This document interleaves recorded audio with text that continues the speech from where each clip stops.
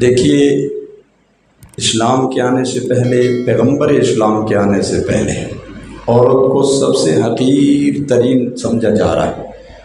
بالکل کوئی حیثیت، کوئی وقار، کوئی اہمیت نہیں دی جا رہی۔